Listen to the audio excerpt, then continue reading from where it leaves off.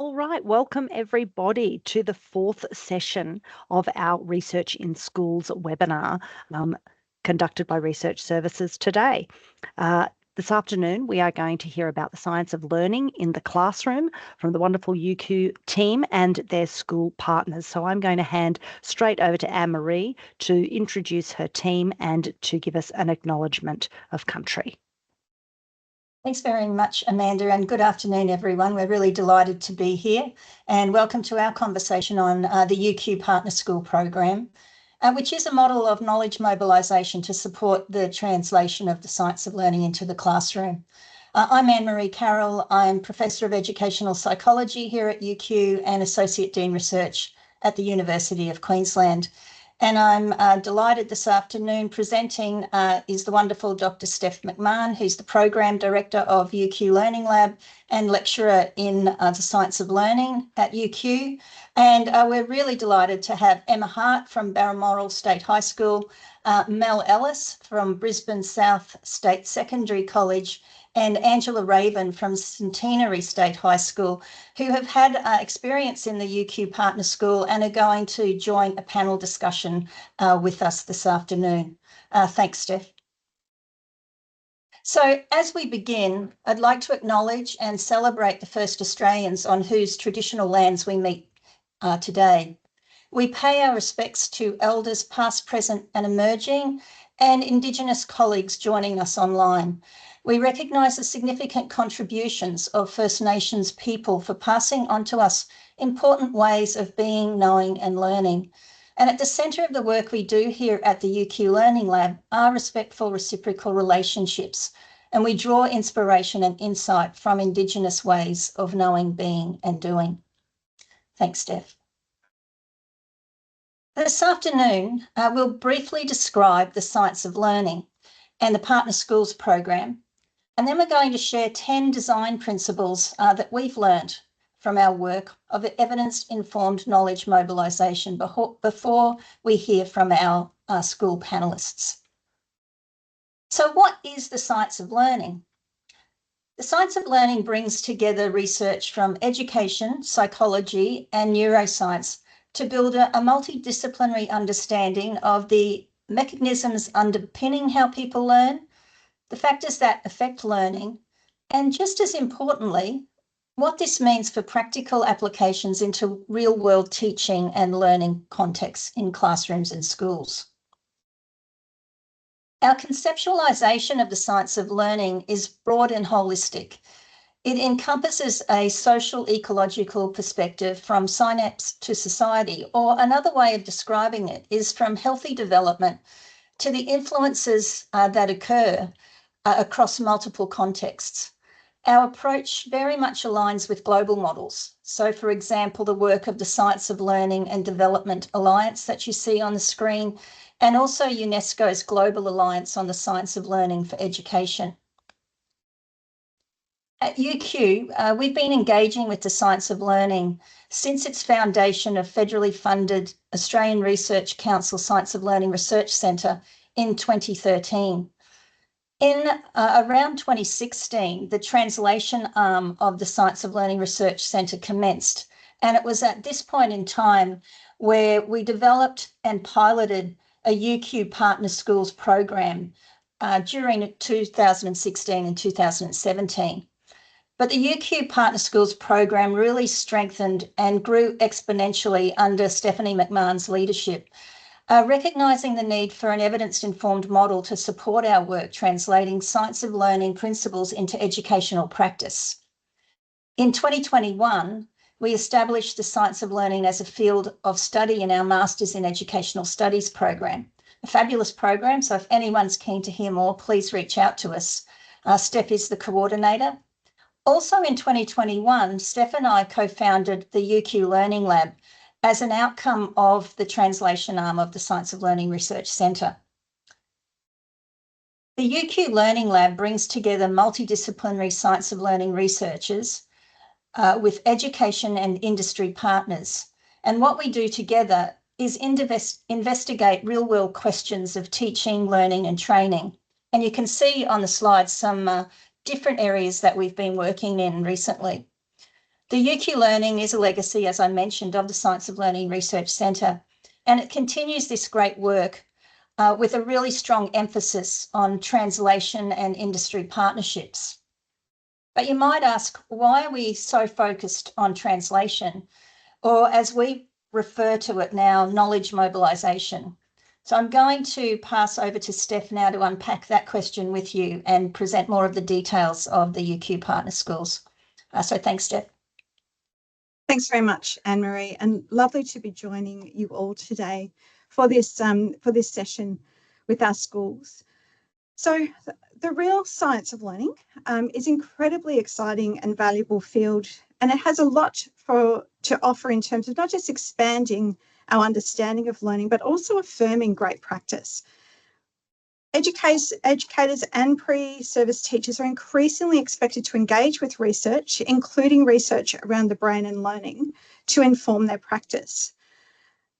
But what is often missing in these conversations and directives is how do we go about that? And mobilising research, particularly research from multidisciplinary fields such as the science of learning, is incredibly challenging, and it is often overlooked. We need to be asking these questions. How do we mobilise research into practice, and how do we best support our educators, school leaders and our students to engage with this research in their practice?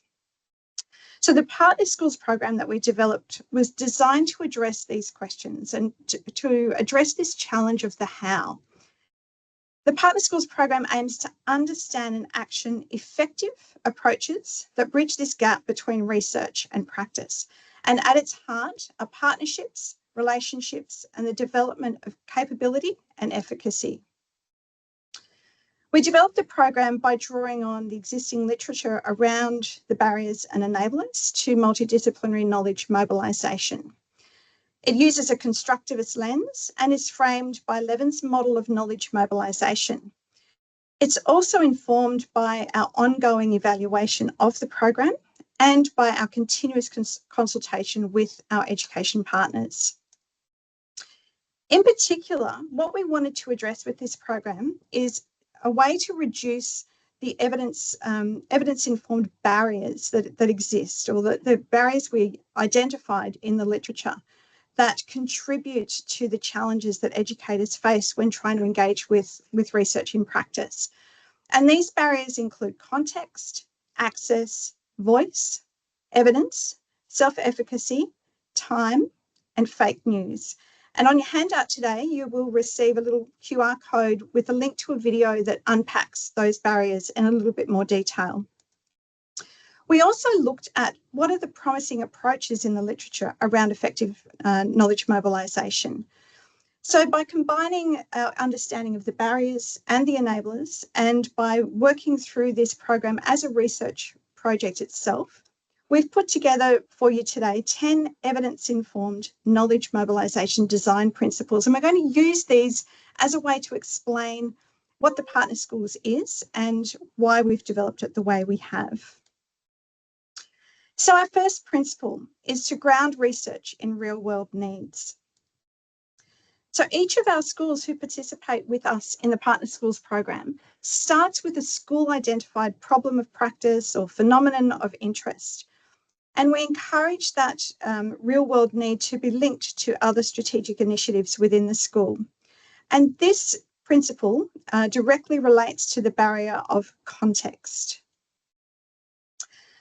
So to unpack this principle in a little bit more detail, I'd like to throw over to our schools, and hopefully they have microphone access that they can join us for this conversation now. But very briefly, I would like each of our schools just to describe what their project has been about this year. Not too much detail, just a little bit about what your project is and why this was the focus of your project. So let's throw to Emma, first of all, from Balmoral.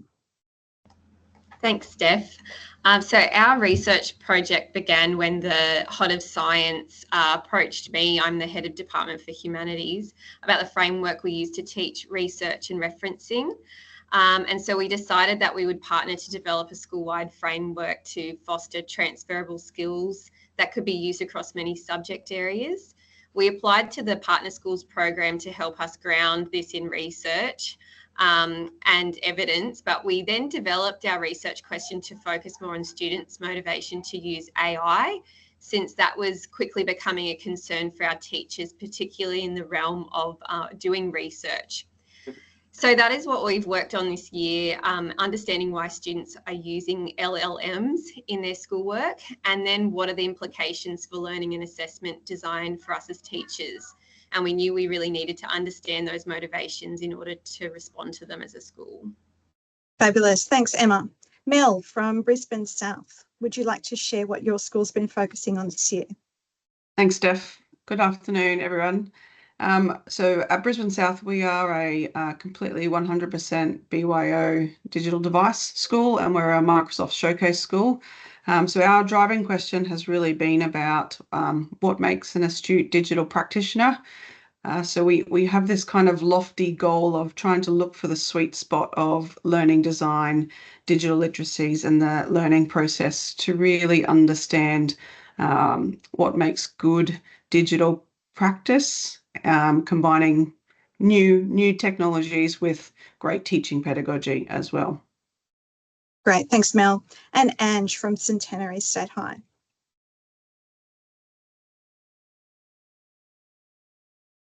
Let's put my microphone on there, sorry. Hi again. Hi, Steph. Angela Rabin, Centenary State High School.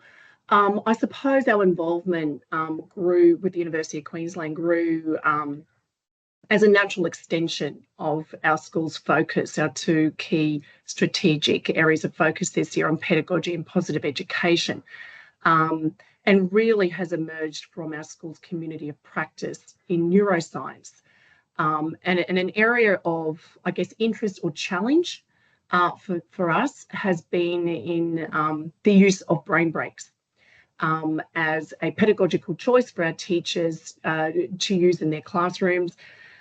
So we had identified this as our challenge that we really wanted to look at in more depth, so that we could provide evidence back to our teachers for, I suppose, more of a buy-in, more of an answer to the why. Why do we use brain breaks?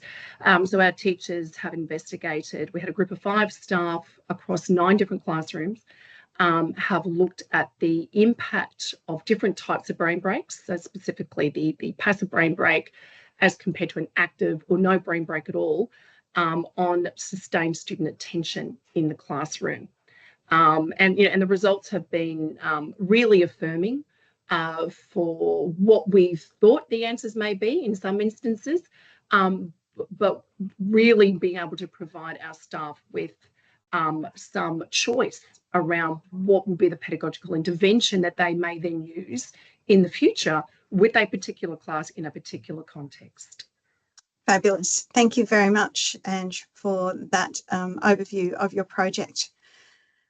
So I'll go through now the rest of these principles, and then we're going to open up for a discussion with our wonderful school panellists so they can share a little bit more about their work.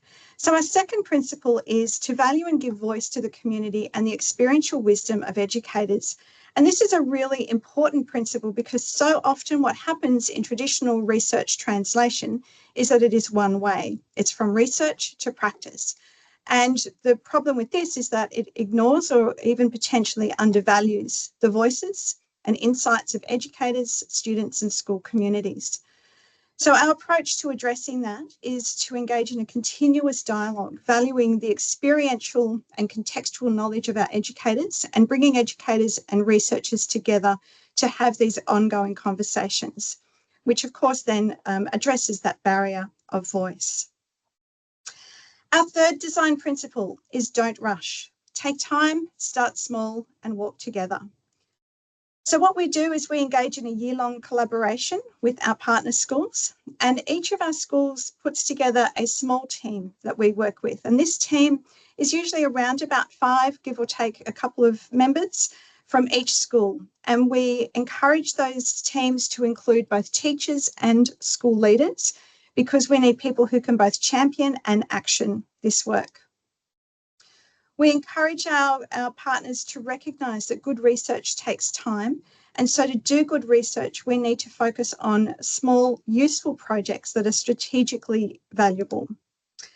We often joke and say that the work we do is the antidote to the shiny thing, because we are very systematic and steady in our approach. Our approach is far more effortful and slower than many of the off-the-shelf kind of approaches that you might see. But we know that it builds capability within each of the school teams and has ripple effects out across the school community.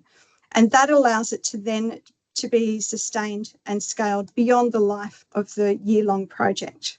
And this approach addresses a number of barriers. Our fourth principle comes from a quote from one of our participants last year who reinforced to us the importance of community-focused evidence when they said, it's our evidence. Research, particularly multidisciplinary research, is conducted in contexts that are often very removed from the real, authentic classroom context. So we support our schools to gather their own evidence. We don't have access to that evidence, that is their evidence, within their own context. This provides them with authentic insight into what's actually happening within their school community. And they've told us that this also then helps them to promote that buy-in across the wider school community of any strategic initiatives that flow on as a result. And this is designed to address those barriers around evidence and context. Our fifth principle is around shaping professional identity. We have a really strong focus on building capability within our school teams, capability in the science of learning and in research. We do that through continual professional learning across the year, which supports our educators to become critical engagers of research, critical consumers of research, and more able to identify what might be seen as fake news, particularly around things like neuromyths. We encourage professional reflection and, of course, application. And our teachers tell us that this helps them to develop what they refer to as a researcher mindset. So this particular principle is addressing those barriers of efficacy, access, and fake news. Our sixth principle is around embracing and supporting the challenge. We know that educators are incredibly busy, and we also know that research takes time, and it can involve different ways of thinking and going about exploring ideas. This results in sometimes very confusing and challenging, even frustrating learning experiences where we're all at the bottom of that learning pit. But we know that deep learning is highly challenging and effortful. We also know that by providing that continuous support to our partners, whether that be via email or a phone call or a Zoom, that we can support one another as we work through these cognitively challenging research projects. And this is an important contributor to enhancing educator self-efficacy for engaging with research. Our seventh principle is to be curious. We invite our schools to challenge their assumptions, to investigate their hunches, and to do so in systematic and informed ways, to bring an element of curiosity to the questions and the wonderings that they have about their topic that they're interested in. Again, they tell us that this contributes to developing this researcher mindset and helps them to think about school-based problems or challenges in a different way. And this has been seen to have a positive impact on those barriers around efficacy, access, and evidence. Principle number 8 is another quote from a participant last year, in fact, from a number of participants, and that is, it's all about relationships. The science of learning has very much confirmed that positive relationships are essential for creating the conditions for learning. And that's not just for our students in our classrooms, but it's for our teachers and leaders as well. So quality relationships are essential for creating those conditions. And the way that we go about doing that is, again, by establishing those ongoing partnerships between researchers and educators. So often this principle is actually overlooked in the rush to get things done. And yet we have found it to be an incredibly important principle because it provides that space for to create psychological safety, for people to take risks, for people to embrace errors or face challenges in the work that they're doing. So together we learn, we struggle, and we celebrate this work. And this has been really important in helping to address barriers around access, voice, and efficacy. Our ninth principle is around reciprocal professional networks. As you can hear, our Partner Schools program has a really strong relational focus, building shared understanding between our educators and our researchers.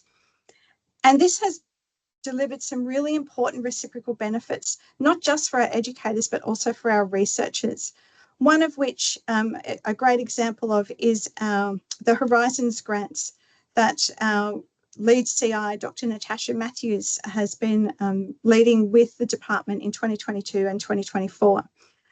These particular projects have come about through insights from our Partner Schools programs and through conversations with our partner schools about what they're seeing in their data.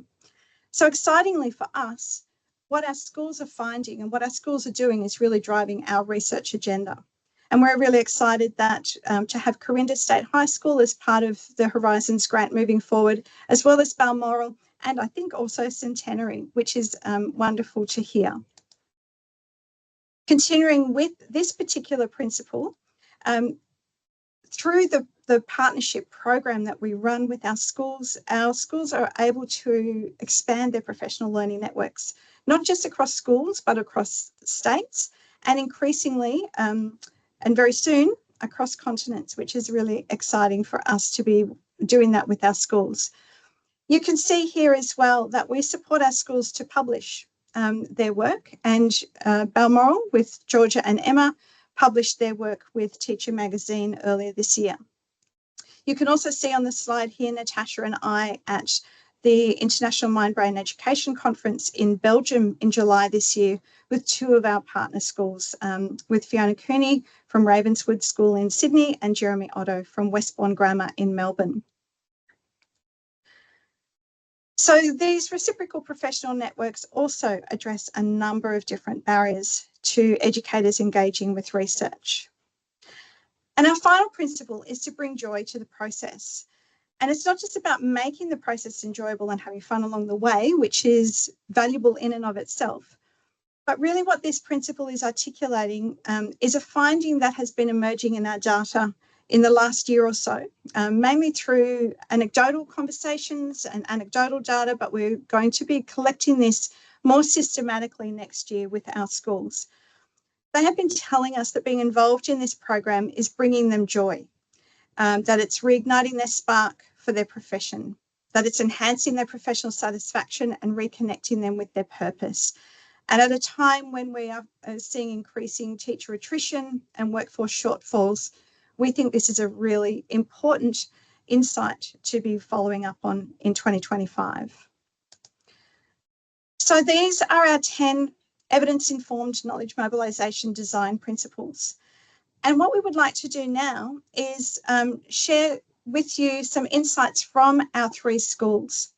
And I'm going to stop sharing my screen because I'd like to be able to see our participants on the screen and for you to be able to see them as well. And I might start with you, Mel, around which of the 10 design principles that I've shared today do you think have been the most important and impactful for you and your team?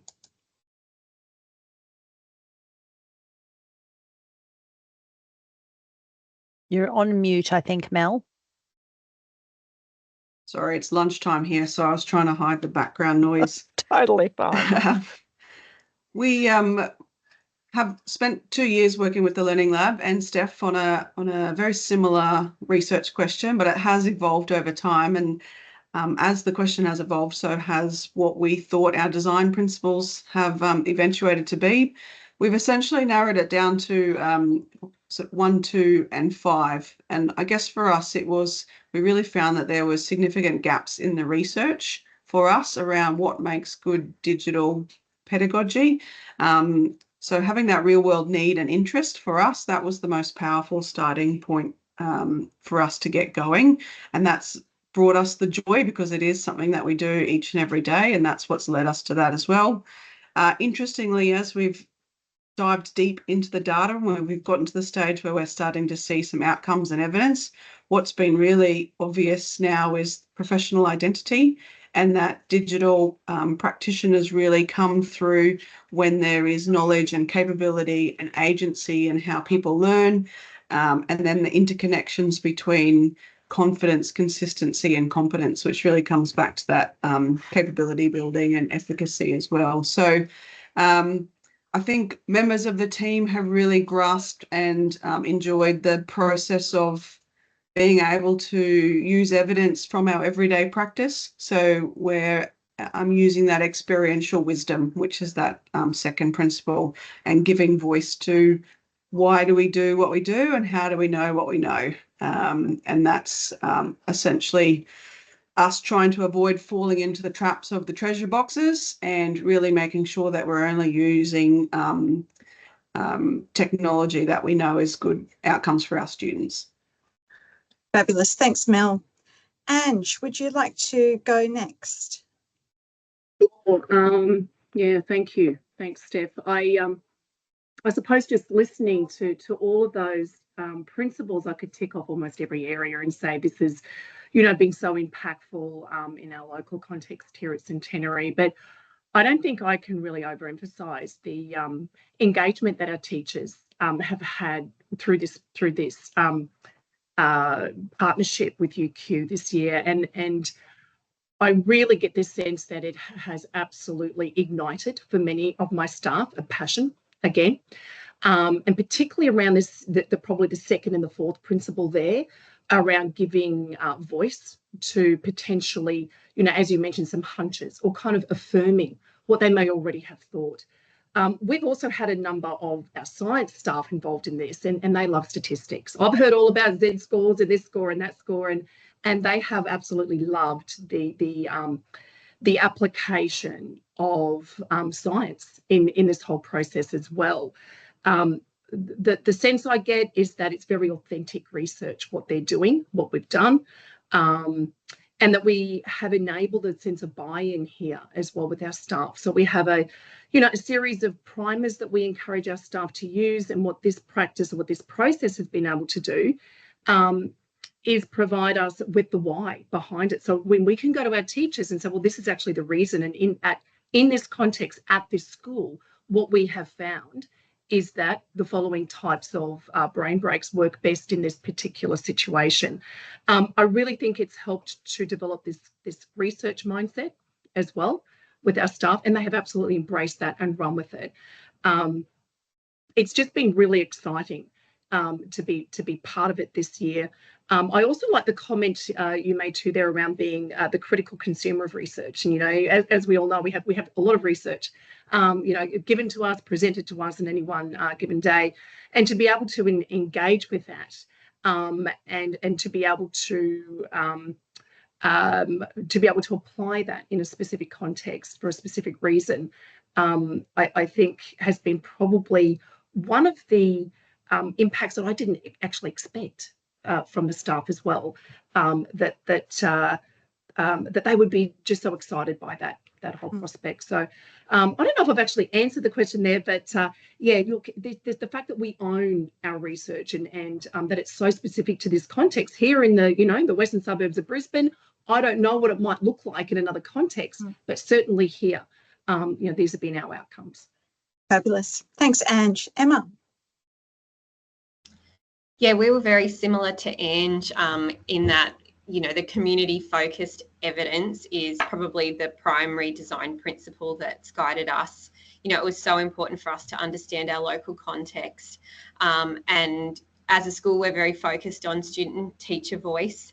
And so we were really collaborative with our cross-curricular team beyond our core group of 5 people to ensure they were part of the process of designing focus questions, our survey questions, and even analysing our data. We would bring both of our teams together to make sure that everybody was a part of it.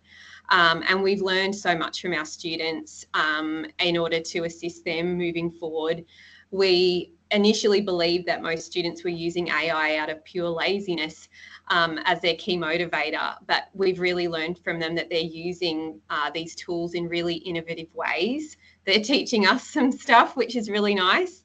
And it's just shown that we as teachers need to be part of that process of how they learn this new technology.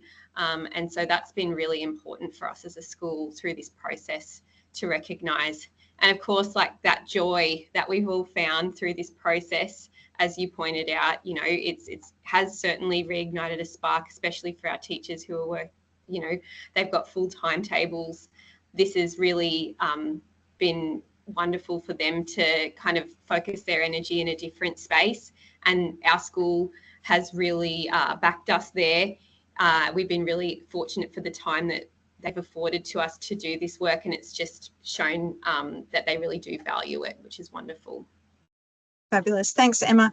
You started to mention there, some of the insights that you were getting from your research that were quite surprising. So maybe I'll start with you in terms of this next question. And what have you and your team done or intend to do with what you found in your research around AI use and motivations to use AI?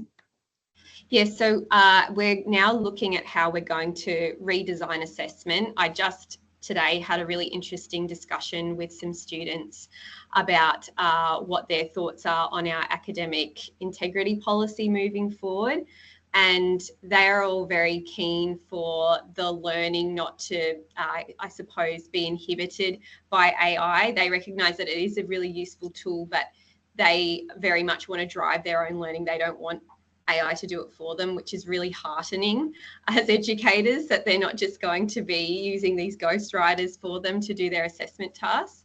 And so we really want to involve them in the process of, what does learning look like, particularly if as EQ schools we're going to be able to use these platforms potentially or variations of them in the future. So we want to make sure that our assessments don't limit students from being able to produce authentic work, and the people the students that perhaps might just outsource their work, that they still have those opportunities, not necessarily purely in test conditions, things that are more project-based, things that we can really see that students are engaging in the process of. So that's what we're trying to look at currently and have the policy behind it as a school, so that students are using it really ethically and responsibly, and that we as teachers are teaching that. So it's really a case of how are we fostering the professional development of our teachers to feel comfortable with the use of these tools so that they can pass on that knowledge to our students. Fabulous. Thank you, Emma. Mel, what about you and your team? What are your plans in terms of using what you have found? So the team, based on their research, we've coined a bit of a new term, which I will share. It's called a digigog. And essentially we've used the evidence that's come out of the work from teachers to try to define what it means to be an astute digital practitioner. And so we're heading in the direction of reviewing our professional learning plan and looking at those transferability skills to bolster the confidence, consistency and competence of teachers, because we find when we have strong interconnections in those three things, then we can be really intentional about what digital pedagogy looks like. And alongside that, we're looking, because we've been working with the science of learning and the PEN principles, we're essentially dabbling in a bit of a style guide. So how can we be mindful of the cognitive load of our young people when they're in classrooms and not fall into that trap of just substituting books with technology, and being really impactful with how we lay out things, which technology we use, when we use things, and creating a bit of a style guide alongside those. So it's a bit of a parallel project for us from here. Fabulous. Thanks, Mel. And Ange, what about you and your team at Centenary? Wow, there's so much I'm listening to there. I'm really taking it all in. Emma, I might be connecting with you around the assessment process, assessment policy. I'm rewriting mine at the moment. Look, we, as a positive education school, we utilise the Martin Seligman PERMA approach here at Centenary. Everything that we do is embedded in our school's moral purpose, that, you know, that every student belongs here and every student can flourish. We will be sharing our research with our staff next year around the use of passive brain breaks and the effect size that we have found, the impact there on sustained student attention. So that our teachers can make more informed and intentional choices around pedagogical interventions. What we have found, interestingly, though, is that, you know, active brain breaks, we're not saying that they don't have a place, but what we're suggesting to our teachers is that potentially that the more active brain break may be a useful tool in well-being and in connection with students and building that relationship with them. So it will be providing more of the, you know, the why behind why we provide particular types of interventions at different times, and including that in our booklet and our resources around the different primers that are available. So yeah, we will be sharing that with our staff after the symposium early next year. Fabulous, thank you, Ange. And the symposium Ange refers to is next week we get all of our schools to present their work. We have 15 schools working with us this year doing projects like these, and next Friday they get to share that with our research team and others who are coming along to the symposium. So I'm really excited. We've been watching their videos coming in, and they are amazing. So I feel like an incredibly proud mum. But I think it's really fabulous work that our educators are doing in this space of bringing the science of learning into the classroom. I'm conscious of time. I know that we are meant to finish at 1:50. So Amanda, I don't know if you have any questions that you would like to pose to any of us before we go. We've got a question from one of our wonderful DOE team members who is wondering if you have any thoughts about how to share them more widely and systematically across state schools, and what our department might be able to do to help with that. Well, we could have a conversation about that. So maybe you can reach out to Rose. Yeah, definitely. I mean, it's been a really valuable process in building this program, and as you can hear, it is very focused on relationships. It is around that slow process of building capability and efficacy, not just for our educators, but for our research team as well. But along the way, we are learning about how do we design this in such a way that it could be replicable. And that's conversations we're also having with our international interested parties as well. So, yeah, very happy to have a conversation around that. Excellent. Well, yes, you are right. In the interests of time, we probably should wrap it up because we have one more session in our Research in Schools webinar today.